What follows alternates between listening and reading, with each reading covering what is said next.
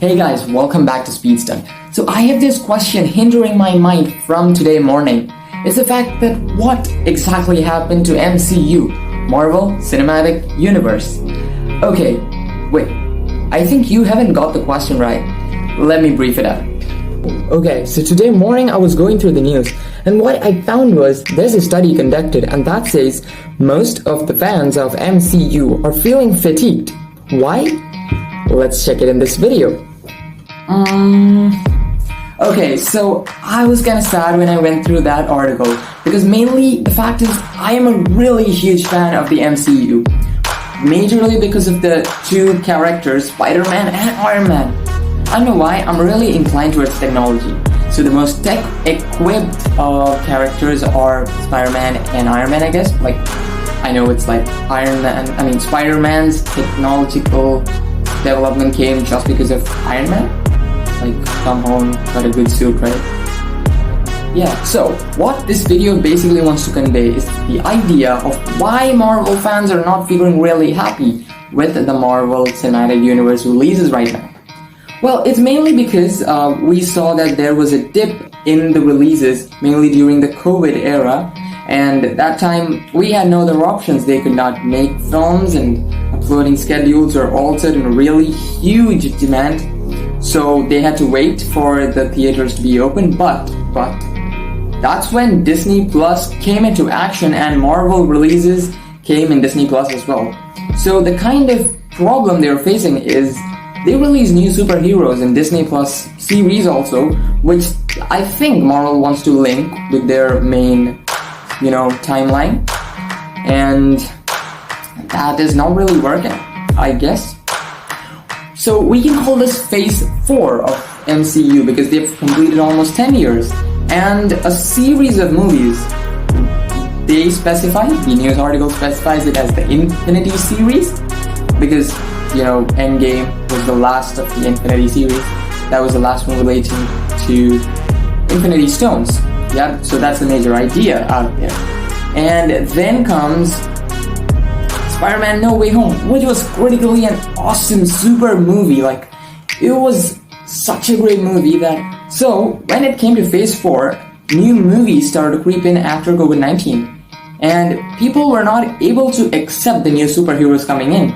Because after Endgame, almost, our main characters who we almost admired, always admired, are gone. Captain America is old and he can't fight right now.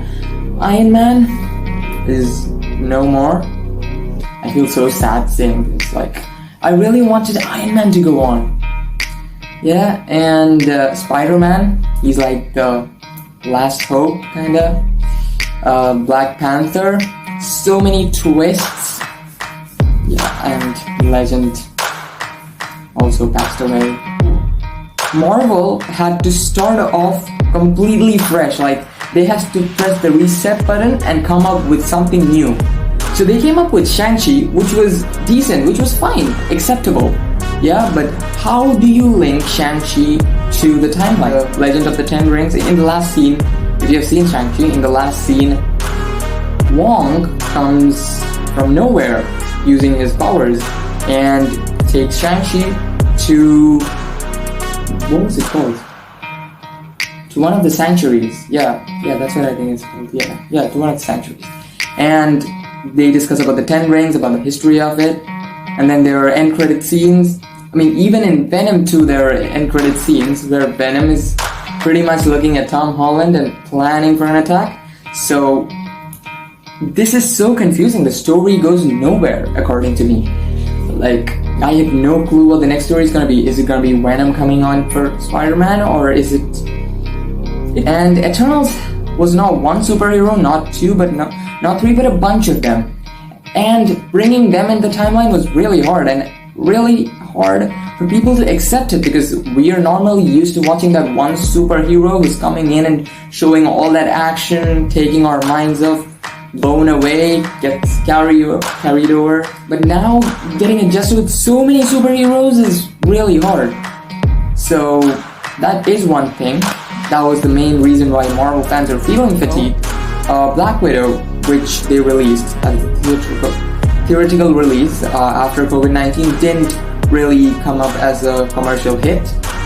Neither did many other movies go that high. Like Thor: Love and Thunder didn't make such a huge impact as most of the others, like Spider-Man No Way Home did. So Marvel is kind of sad about that, obviously. Even the fans are. And the competition is increasing really high, especially when DC brought Dwayne Johnson into action as Black Adam. This is just an opinion. If you think that there is some other probability, please put it in the comments. I'll definitely be reacting to it. Okay, let me continue. So I think, I saw a small trailer kind of video also on YouTube. Well, it was not from any of the official channels, so I couldn't believe it, but the kind of concept they showed could be a possibility. What they showed was, you've seen Spider-Man 3, right? The first one, where we have Tobey Maguire. Yeah? In that, Venom attracts Spider-Man, and he turns to be Black Spider-Man. Similarly, there could be a possibility where Venom and Spider-Man make a collab. Tom Holland Spider-Man make a collab, and a new movie comes of Spider-Man itself. And the video I saw on YouTube, it had the title was called Spider-Man No Home. So it was kind of funny because Far From Home, No Way Home, No Home. Kind of cool. So that's what the major guesses are, and that's what I saw in the article. But I definitely think Marvel has a lot of potential. This cannot be the end of Marvel, because Marvel is such an amazing studio, and